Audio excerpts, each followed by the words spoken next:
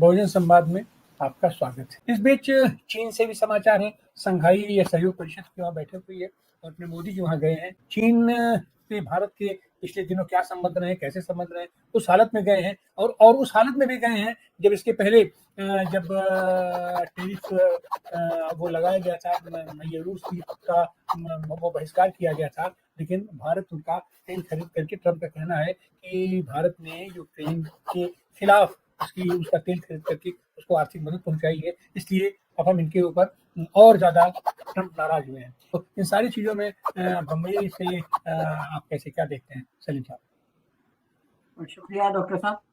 आपने शुरू में जो प्रस्ताविका पेश की उसमें आखिरी बात एक सवाल था और वो सवाल ये था कि हमारी विदेश नीति कहाँ जा रही है।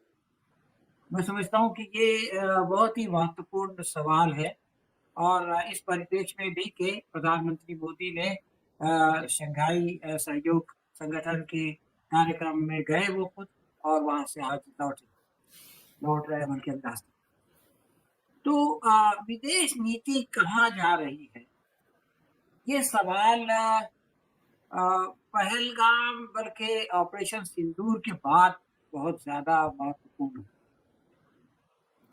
और ऐसा लग रहा है उसके बाद से जो भी डेवलपमेंट हो रहे हैं अंतरराष्ट्रीय सतह पर कि भारत को हर कोई अपने मतलब के लिए जो है वो इस्तेमाल कर रहा है, हमारा उपयोग कर रहा है, अपना काम निकाल रहा है और इसमें भारत का कोई काम नहीं कर रहा है, यानी भारत के लोगों का कोई काम नहीं कर रहा। अभी डॉक्टर सुनीलम साहब ने जो उसका उदाहरण दिया कि मोदी जी बहुत बड़ी बड़ी बातें करते थे कि मैं अपने किसानों के लिए ये करूंगा वो करूंगा और अपना जाति नुकसान भी मेरे को इसको उठाना पड़ेगा, और उन्होंने कपास के ऊपर से जो है वो शुल्क हटा दिया। अब वो कपास भारतीय किसानों के कपास से पहले बाजार में आएगी और सस्ती आएगी। सारे लोग जो कपड़ा बनाने वाले हैं वो अमेरिकी कपास खरीद लेंगे और उसके बाद भारत के किसानों की जो है वो कपास आएगी और वो महंगी होगी और तब तो जो है वो उसकी खरीदी जिनको जरूरत है उनकी जरूरत भी खत्म हो चुकी होगी। तो इतना बड़ा तबाहकुन फैसला इन्होंने कर दिया और आप इस फैसले को उसमें देखिए कि जब वो वहाँ लाल किले की प्राचीर से कह रहे थे कि मैं जो है वो किसानों की हर हालत में वो करूंगा और ये, तो ये सारा जो है वो हो रहा है, ये एक कंफ्यूजन का मामला है। यानी हम क्या करना चाहते हैं, क्या कह रहे हैं, ये कुछ मालूम नहीं है। इसलिए जो फैसले होते हैं वो एक दूसरे के विपरीत होते हैं, कॉन्ट्राडिक्टरी होते हैं। अब आप देखिए ऑपरेशन सिंदूर का सबसे बड़ा फायदा प्रधानमंत्री उठाना चाहते थे बिहार इलेक्शन में, वो तो हो नहीं सका। पाकिस्तान ने उसका फायदा उठा लिया सबसे पहले, उसने अमेरिका से अपनी दोस्ती कर ली, उसने जो है वो जा करके ये कह दिया कि ट्रम्प को जो है वो उसने जंग रोकी है इसलिए उसको नोबेल प्राइज दे दो। दो मरतबा जो है वो आसिम मुनीर अमेरिका जाके चले आए और ट्रम्प ने उनके बारे में बड़ी अच्छी अच्छी बात की। तो पहला फायदा तो ये हुआ। दूसरा फायदा ये हुआ कि जब टैरिफ लगा तो टैरिफ लगा के उसका जस्टिफिकेशन अमेरिका ने ये दिया कि अगर हम भारत को रूस से तेल खरीदने से रोकेंगे तो रूस मजबूर होगा यूक्रेन की जंग पर बातचीत करने के लिए और जंग बंदी के लिए। यानी अमेरिका यूक्रेन की जंग बंद कराना चाहता है और उसके लिए रूस को मजबूर करने के लिए भारत के ऊपर टैरिफ बढ़ाता है। यानी अमेरिका अपने फायदे के लिए भारत को जो है वो उसके साथ ज्यादती कर रहा है, नाइंसाफी कर रहा है। और उनकी लॉजिक ये है, उनकी लॉजिक बहुत है, हम लोग आमतौर पर कहते हैं कि ट्रम्प पागल है, लेकिन उनके जो सलाहकार है उनकी लॉजिक ये है कि भारत जो रूस से तेल खरीद रहा है, पहले 1% खरीदता था, अचानक बंदी के बाद जब सस्ता हुआ तो 42% खरीदने लगा। और उनका ये भी कहना है कि भारत जो सस्ता तेल खरीदता है वो अपने लोगों को फायदा पहुंचाने के लिए नहीं खरीदता, बल्कि वो आयात होता है, वो जो है दो कंपनियों के पास, एक रिलायंस के पास एक नायारा के पास, और वहां से वो निर्यात होता है। तो दो लोगों का फायदा हो रहा है। आईओसीएल, एचपीसीएल वगैरह जो रूस से खरीदते हैं उनसे हमको कोई ऑब्जेक्शन नहीं है, इसलिए कि वो भारत के लोगों के लिए खरीदते हैं। चीन पे हमको ऑब्जेक्शन नहीं है क्योंकि उसका वो पहले भी 13% खरीदता था, अब 16% खरीदता है और अपने लोगों के लिए खरीदता है। लेकिन भारत में जो सरमायादार है वो मुनाफाखोरी के लिए सस्ता तेल खरीद के बेच रहे हैं, जिससे रूस को जो है फायदा हो रहा है यूक्रेन की जंग का। ये जो है वो लॉजिक है। आप इसको माने ना माने, रिजेक्ट कर दें, आपको इसका हक है, लेकिन एक लॉजिक तो है उसके पीछे। तो आप देखिए कि उसने इस्तेमाल किया। उसके बाद में रूस ने इस्तेमाल करना शुरू कर दिया। रूस ने हमारे विदेश मंत्री को बुलाया और बड़ी अच्छी बातें की, और जो अमेरिका पे दबाव डालने के लिए उसने हमको इस्तेमाल किया और ये कहा कि मैं साल के आखिर में आऊँगा। और अब चीन इस्तेमाल कर रहा है कि चीन और अमेरिका आपस में जल्दी है। तो चीन ये कह रहा है कि देखो, हम अकेले नहीं हैं, भारत जैसा बड़ा देश और बहुत बड़ी इकोनॉमी हमारे साथ है एससीओ में। तो मैं जो बात कहना चाहता हूँ वो ये है कि हमारा उपयोग तो हर कोई कर रहा है, लेकिन भारत को इसका क्या फ़ायदा हो रहा है, या भारत के सरमायादारों को इसका फ़ायदा हो रहा हो या नहीं हो रहा हो, धन्ना सेठों को, लेकिन जनता को उसका क्या फ़ायदा हो रहा है, ये सोचने वाला सवाल। क्या आम लोगों को उसका फ़ायदा हो रहा है? क्या किसानों को फ़ायदा हो रहा है? इसका जवाब हाँ में नहीं मिलता। ये एक सीरियस बात है। आखिर में मैं एक और बात की तरफ आपका ध्यान दिलाना चाहता हूँ। देखिए, अभी जो है पहलगाम का जब राजनाथ सिंह गए थे, तो जो स्टेटमेंट निकला था उसमें पहलगाम का ज़िक्र नहीं था। इस वजह से उन्होंने साइन भी नहीं किया। लेकिन अब पहलगाम का ज़िक्र आया है और इसको प्रधानमंत्री मोदी की बहुत बड़ी उपलब्धि बताई जा रही है, और ये उपलब्धि चलिए। लेकिन चीन और भारत के बीच जो बात हुई, यानी शी जिनपिंग में और मोदी के बीच में जो बातचीत हुई, उसमें जो कहा जा रहा है कि बहुत कुछ बल्ले-बल्ले हो गया, ऐसा नहीं हुआ। अब देखिए, जब 2 नेता एक-दूसरे से सहमत हो जाते हैं, तो एक जॉइंट स्टेटमेंट आता है। लेकिन अगर वो सहमत नहीं होते हैं, तो जॉइंट स्टेटमेंट नहीं आता, बल्कि दोनों अपना-अपना रीड आउट पेश करते हैं। अब भारत ने तो अपना रीड आउट पेश कर दिया, लेकिन चीन का रीड आउट बहुत देर से आया। इसका मतलब असहमति बहुत ज़्यादा थी, और उसमें जो फ़र्क है वो मैं जल्दी-जल्दी बताने की कोशिश करूँगा। पहला फ़र्क ये है कि चीन ये कह रहा है कि असल जो महत्व है, वो ट्रेड को देना चाहिए, तिजारत को देना चाहिए, वो डिनोमिनेटर है। जबकि भारत ये कह रहा है कि सिक्योरिटी को सबसे ज़्यादा महत्व देना चाहिए। ये दोनों के उसमें फ़र्क है, दोनों के अप्रोच में फ़र्क है। भारत ये कहता है कि ट्रेड डेफ़िसिट जो है, यानी हम ज़्यादा खरीदते हैं और कम बेचते हैं, वो कम होना चाहिए। चीन उसका ज़िक्र नहीं करता है अपने रीड आउट में, और ये वही बात है जो अमेरिका भारत से कह रहा है। यानी आप देखिए, अमेरिका भारत से ये कहता है कि आप ज़्यादा बेचते हो, कम खरीदते हो। हम चीन से ये कहते हैं कि आप ज़्यादा बेचते हो, कम खरीदते हो। इसी तरह की सिचुएशन। और आप देखिए, बॉर्डर इश्यू के बारे में चीन ये कहता है कि बॉर्डर इश्यू कुछ इम्पोर्टेंट नहीं है, उसकी कोई महत्व नहीं है, असल चीज़ है वो तिजारत है। अब भारत ये कहता है कि नहीं, बॉर्डर पे जब तक शांति नहीं होगी, तब तक के ये जो तिजारत है, ये जो कारोबार है, इससे कोई फ़ायदा नहीं होगा। आपको याद होगा, मुशर्रफ के ज़माने में ये होता था कि भारत ये कहता था कि कश्मीर की बात मत करो, दूसरी बातें करो। और मुशर्रफ ये कहता था नहीं, कश्मीर का मसला हल करो तो बाकी सब मसले हल हो जाएँगे। अब जो बात मुशर्रफ कहते थे, वो बात मोदी जी कह रहे हैं कि बॉर्डर का मसला हल करो। तो चीन बोलता है नहीं, नहीं, वो उसकी बात मत करो, दूसरी बातें करो। मैं आपसे कहना चाहता हूँ कि किस तरह से जो है वो चीज़ें बदल रही हैं। अब आप देखिए कि हमारा जो रीड आउट है, उसमें ये कहा गया है कि बॉर्डर पे जो डी-एस्केलेशन है, जो फ़ौज आगे आ गई है चीनियों की, वो पीछे जानी चाहिए, और चीन उसका ज़िक्र अपने रीड आउट में नहीं करता। तो आखिरी बात ये है कि भारत के रीड आउट में एक बात कही गई कि हमको, यानी एससीओ को, मल्टीपोलर वर्ल्ड, एक से ज्यादा जो पोल्स की दुनिया होनी चाहिए, और मल्टीपोलर एशिया होना चाहिए। यानी एशिया में भी कोई एक ताकत जो है वो सर्वोपरि ना हो, बल्कि कई ताकतें। लेकिन चीन ने इसका जिक्र नहीं किया। इसका मतलब क्या है कि भारत ये कह रहा है कि खाली चीन जो है उसका वो नहीं रहेगा, लेकिन दूसरों की भी रहेगी, यानी भारत की तो रहेगी रहेगी।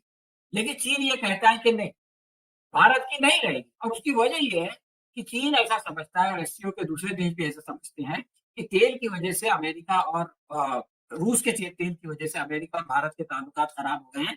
लेकिन बहरहाल भारत जो है वो अमेरिका से ज्यादा करीब। तो इस वजह से जो मल्टीपोलर एशिया की बात होती है, तो उसमें बाकी लोग और चीन जो है वो भारत को सपोर्ट नहीं करते। टेररिज्म के बारे में भारत उसको ज्यादा, आतंकवाद को अहमियत देता है, और चीन जो है वो अपने रीड आउट में उसका जिक्र नहीं करता। तो ये दोनों की सोच में फर्क है। और आप ये देखिए कि प्रधानमंत्री जो है वो ये कह के तो आ गए कि जो है हम बहुत बेचैनी से पुतिन के भारत आने का इंतजार कर रहे हैं। ये बहुत अच्छी बात है। लेकिन जो क्वाड समिट में वो डोनाल्ड ट्रंप भारत आने वाले थे, उन्होंने घोषणा कर दी कि मैं भारत नहीं आऊंगा।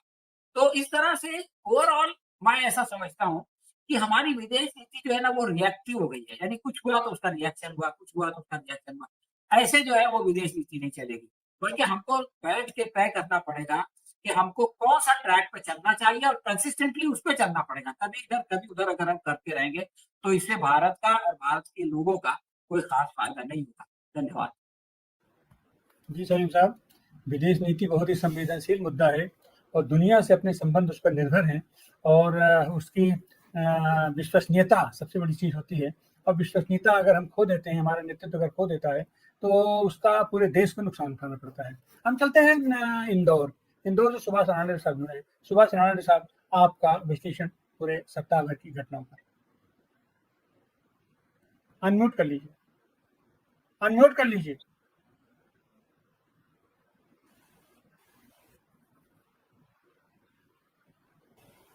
जी, जी, बोलें। धन्यवाद। अभी पिछले हफ्ते अभी विदेश नीति का जिक्र किया। प्रधानमंत्री जी चीन गए हुए हैं, चीन से लौटने की यात्रा पर है, लेकिन बहुत विचित्र परिस्थिति है। ये संघ परिवार जिस ढंग से टैरिफ के बाद में जो रिएक्ट कर रहा था और फिर प्रधानमंत्री का चीन जाना और उसको मास्टर स्ट्रोक बताना, ये बहुत सारे कई चीजें पिछले हफ्ते में हुई है।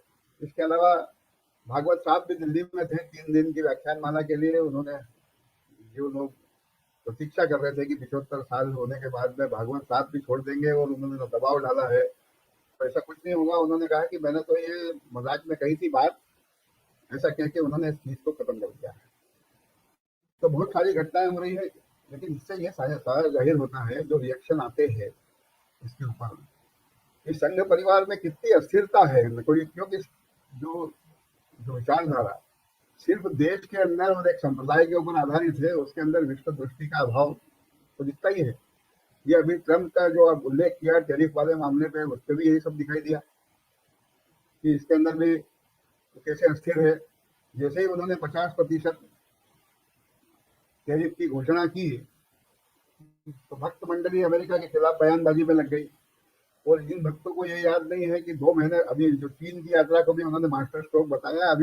अभी की बात है, चीन ने 80% चीनी हथियारों से अमेरिका, अभी पाकिस्तान ने हमारा मुकाबला किया था, जो अभी स्ट्राइक हुआ था उसके ऊपर, तो उसके पास चीनी हथियार। ये भी आया था अखबारों में, चीनी तंत्र है उनका, जो उनकी जो टेक्नोलॉजी है, उस टेक्नोलॉजी ने हमारे विमानों को नुकसान पहुंचाया। ये भी आया था सामने। और ये भी सामने आया था कि अभी कुछ साल, अभी एक अरसा पहले गलवान घाटी में हमारे 20 जवान शहीद हो गए थे, तो वो भी भूल गए सब कि वहां पे शहीद हुए थे। ये सारा मतलब, जो जिसके पास में कोई विचारधारा ही नहीं हो, वैश्विक विचारधारा, उनसे ये गलतियां होती है। अभी अमेरिका की जो बात की सलीम साहब ने, तो वो अमेरिका की जो प्रायोरिटी है, वो हम प्रायोरिटी में नहीं आते हैं, उसके हमको समझना चाहिए। हम अमेरिका की प्राथमिकता में नहीं है। अमेरिका चीन के साथ में स्पर्धा के साथ में सहयोग चाहता है। वो चाहता है स्पर्धा भी करे और सहयोग भी करे। तो अमेरिका रूस, अमेरिका चीन और अमेरिका भारत में सबसे ज्यादा प्राथमिकता अमेरिका इन दिनों चीन के साथ रिश्तों को लेकर दे रहा है। और बहुत ट्रम्प और जिनपिंग दोनों के बीच में अंडरस्टैंडिंग है इस बात को लेकर, क्योंकि कार्रवाई होनी चाहिए थी चीन के ऊपर, क्योंकि चीन रूस का सहयोग कर रहा है यूक्रेन के साथ युद्ध में। तो चीन के ऊपर टैरिफ लगाने की बजाय उन्होंने भारत पर टैरिफ लगाया। उसका उद्देश्य एकमात्र यह था कि भारत का जो सहयोगी है, जो चीन शक्तिशाली होना चाहता है, तो उसके साथ में भारत को अपन में जोड़े। भारत, उनको कतई उम्मीद नहीं थी कि वो मोदी जाएंगे चीन और भारत और चीन के बीच में कुछ बात होगी, लेकिन उसका कोई उपयोग नहीं है। ये सारे चीन के साथ में संबंध विकसित करने की हम जो बात कर रहे हैं, उसका फायदा चीन को होना है। हमारा माल वहाँ कितना जाता है और उनका माल यहाँ कितना आता है, इस सारी बात डिपेंड करती है। जो टैरिफ लगाया था उसको हमने बहुत तरीके के साथ में हमने उसको निपटाना चाहिए था। उस चीज को तत्काल रिएक्ट नहीं होना था। अमेरिका में ये जो ट्रम्प सरकार आई है, ये ट्रम्प सरकार अभी 2-2.5 साल और कुछ कसरत करेगी। अभी सीनेट के चुनाव होने हैं। इसके बाद इसी बीच में अमेरिकी न्यायालय ने भी, अपील न्यायालय ने भी झटका दिया है ट्रम्प को उन्होंने टेरिफ को गैर कानूनी घोषित किया है। तो ये सारा मसला हल होता अगर सही ढंग से कूटनीतिक पहल की जाती। लेकिन कूटनीति जो है वो संघ के लक्ष्य की तरह नहीं चलती है, बहुत शांति के साथ में और बहुत बहुत सोच समझ कर बात करना पड़ती है। अमेरिका ने दोगलापन किया तो हमने भी तो किया था। ईरान और जब इजराइल का संघर्ष हुआ था, फिलिस्तीन को लेकर हम अपनी नीतियों से अलग हटे थे। इसका खामियाजा हमको भविष्य में भुगतना पड़ेगा। अभी फिलिस्तीन के खिलाफ कोई अगर प्रदर्शन करना चाहे तो भारत सरकार उसकी इजाजत नहीं देती है, न्यायालय में जाना पड़ता है और न्यायालय भी कहता है कि अशांति पैदा होगी, जैसा अभी मुंबई में हुआ। तो ये स्थिति है। ऐसी स्थिति में हमको जयशंकर ने तो तत्काल परोक्ष रूप से आलोचना की और इधर शिवराज सिंह कह रहे हैं कि हमारा तीसरा नेत्र खुलेगा। ये तीसरे नेत्र क्या होता है? ये सब तीसरा नेत्र और ये जो पौराणिक कल्पनाओं के अलावा इनके पास में कुछ भी कहने के लिए होता नहीं है। ये तीसरा नेत्र शंकर भगवान का जो है वो तो वहां पे है, तीसरा नेत्र वहां चला गया है चीन के अंदर, वो खुलेगा भी तो हमारा क्या करेगा? तो शिवराज सिंह और इन्होंने तो यह अंतरराष्ट्रीय कूटनीति में इस तरह से भाषण नहीं दिया करते हैं, इस तरह से बोला नहीं करते हैं, इनको समझ में नहीं आता है। बहरहाल विदेश नीति की जो हालत है उसके ऊपर सलीम साहब ने कह दिया। लेकिन अभी मैं ये कहना चाहता हूँ, भागवत अभी प्रवचन करके गए 3 दिन लगातार, इससे साफ हो गया है कि संघ परिवार के पास में मोदी का कोई विकल्प नहीं है और अब वो जिएंगे भी मोदी के साथ में और मरेंगे भी मोदी के साथ में। कोई विकल्प नहीं उनके यहाँ पे। कोई वो ढूंढ रहे हैं लेकिन उनको मिलता नहीं है, क्योंकि जैसा मोदी ने जो जमा रखा है अभी आजकल भाजपा को, कई लोग भाजपा के मेरे जो साथी है, जो मित्र है, जो भाजपा के अंदर है, संघ में भी मित्र है, वो सब कहते हैं कि भारतीय जनता पार्टी मोशापा हो गई है, मोदी शाह पार्टी है। जो कलेक्टिव लीडरशिप पहले थी अटल बिहारी के जमाने में वो खत्म हो गई है और अब तो सिर्फ 2 लोग जो है वो तय करते हैं और 2 ही लोगों से का काम चलता है। भागवत का भी उसमें कोई दखल नहीं होता है। तो भागवत राष्ट्रीय स्वयंसेवक संघ का जो केंद्रीय सत्ता है उसकी वो इतनी कमजोर कभी नहीं थी जितनी भागवत के जमाने में हुई है। गुरु गोलवलकर के जमाने में हिम्मत नहीं होती थी कुछ बोलने की। मधोक को उन्होंने हटाया तो हटाया उन्होंने संघ के इशारे पर। तो ये सारी चीजें, बहुत सारी चीजें अभी जो संघ के अंदर हो रही है उसके ऊपर भी ध्यान रखना जरूरी है। राष्ट्रीय स्वयंसेवक संघ में बहुत बड़ा एक खेमा मोदी के खिलाफ भी है और कुछ लोग मोदी के साथ भी है, लेकिन सबसे बड़े साथ है, सबसे बड़ा है रुपया। आज आप देखो तो आरएसएस के कार्यालय हर जिले में बन रहे हैं, उनको जमीन मिली है सरकार की तरफ से, उसका वहाँ पे नए कार्यालय बन रहे हैं। भाजपा के कार्यालय 5 स्टार, सबसे बड़ा 5 स्टार दिल्ली में खुला ही है। तो ये जो पैसा मिल रहा है, संघ की निगाह पैसे पे होती है सबसे ज्यादा। मैं इसलिए जानता हूँ कि कई लोग इनका हर जो कार्यक्रम होता है उसके अंदर ये कलेक्शन करते हैं और कलेक्शन से कार्यक्रम करते हैं और बहुत बड़ा धन संग्रह, ईडी और ये छापा मारे इस अनरजिस्टर्ड संगठन पे जो अपने आप को गैर राजनीतिक संगठन कहता है। इसके पास में करोड़ों की दौलत, अरबों की दौलत इकट्ठी हो चुकी है। इसकी जो स्थावर संपत्तियां हैं, जगह जगह कार्यालय, यही कितने बड़े हैं। इंदौर में अभी एक 3 मंजिला कार्यालय था पहले बना हुआ, जो मध्य प्रदेश में तो इनके पास तो पैसे की कोई कमी नहीं है, इनकी सरकार में भी आते हैं कभी कभी ये बीच में, और अब तो 20 साल से इनकी सरकार है। इसके पहले से यहाँ पे 3 मंजिला कार्यालय बना था। उसके बाद में इन्होंने एक और कार्यालय, एक यहाँ पर नारायण बाग नामक स्थान है, वहां पर बना है जो बिल्कुल 5 सितारा कार्यालय है। तो संघ भी बदल गया है, भाजपा भी बदल गई है। वो ऐसे लोगों का संगठन नहीं है कि हमारे मराठी मित्रों की बड़ी मान्यता थी कि बड़े अनुशासित और बड़े ईमानदार लोग हैं, लेकिन ईमानदार शासन में भी भ्रष्टाचार के सूचकांक में 136वें नंबर पे आते हैं। तो मैं कई बार इनको कहता हूँ कि इनके धर्म के साथ नीति नहीं है, बिना नीति का धर्म क्या चलेगा। तो ये स्थिति है। संघ भी बहुत ढीला हुआ है अंदर से और भाजपा भी हिली हुई है।